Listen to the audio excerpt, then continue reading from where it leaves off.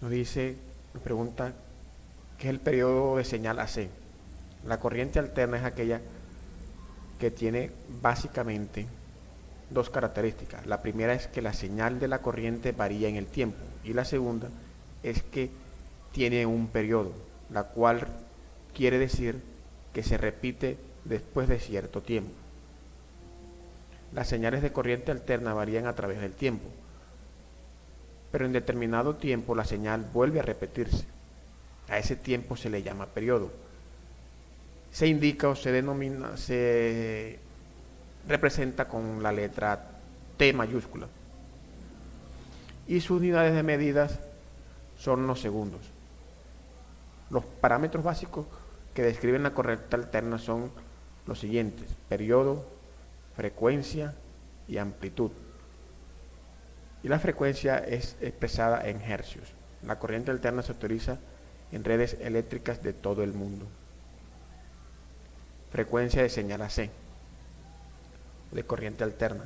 La frecuencia de corriente alterna constituye un fenómeno físico que se repite cíclicamente un número determinado de veces durante un segundo de tiempo y puede abarcar desde 1 hasta millones de ciclos por segundo o hertz. La frecuencia se representa con la letra F y sus unidades de medida es el ciclo por segundo o hertz. Sus múltiplos más generales empleados son los siguientes: kilohertz, megahertz y gigahertz. Fase y amplitud.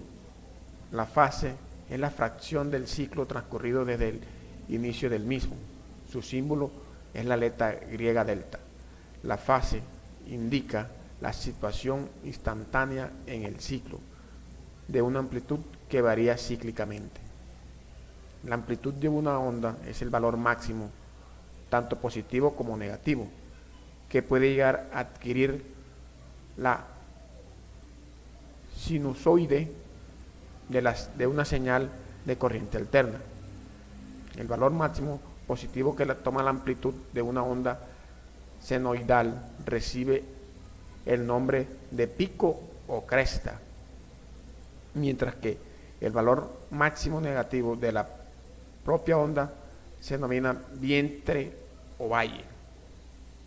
El punto donde el valor de la onda se anula al pasar del valor positivo al negativo o viceversa se conoce como nodo o cero. En esta imagen representativa nos damos cuenta cómo es el manejo de la onda. Valor medio y eficaz o RMS. Se llama valor medio de una tensión o corriente alterna a la medida aritmética de todos los valores instantáneos de tensión o corriente, medidos en un cierto intervalo de tiempo. En una corriente alterna sinusoidal, el valor medio durante un periodo es nulo. En efecto, los valores positivos se compensan con los negativos. Esta es la fórmula para su cálculo del valor medio.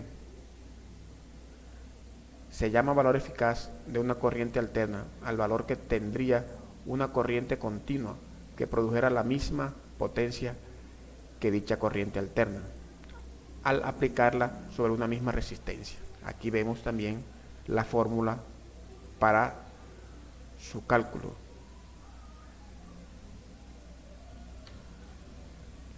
Pregunta problematizadora: ¿qué diferencia hay entre un semiconductor tipo P y un tipo N? ¿Cómo se fabrican estos? La diferencia entre estos dos semiconductores es que el tipo N, la mayoría de los portadores de carga en el cristal son electrones negativos, y para el caso de los tipos P, la mayoría de los portadores de la carga en el cristal son agujeros de electrones. Ambos semiconductores son extrínsecos. Esto quiere decir que las señales se añaden a átomos de impureza para modificar su conductividad eléctrica. Un semiconductor tipo N se obtiene llevando a cabo un proceso de dopado, añadiendo un cierto tipo de elemento, normalmente pentavalente, es decir, con 5 electrones en la capa de valencia. El semiconductor, para poder aumentar el número de portadores de carga libres, en este caso negativos, y electrones libres. Un semiconductor tipo P se obtiene llevando a cabo un proceso de dopado, sustituyéndolo algunos de los átomos de un semiconductor intrínseco por átomos con menos electrones de valencia que el semiconductor anfitrión, normalmente trivalente, es decir, con 3 electrones en la capa de valencia. Normalmente es el boro al semiconductor para poder aumentar el número de portadores de cargas libres, en estos casos positivos y huecos. De esta forma, estimado tutor y compañero, realizó la sustentación para el ejercicio 1.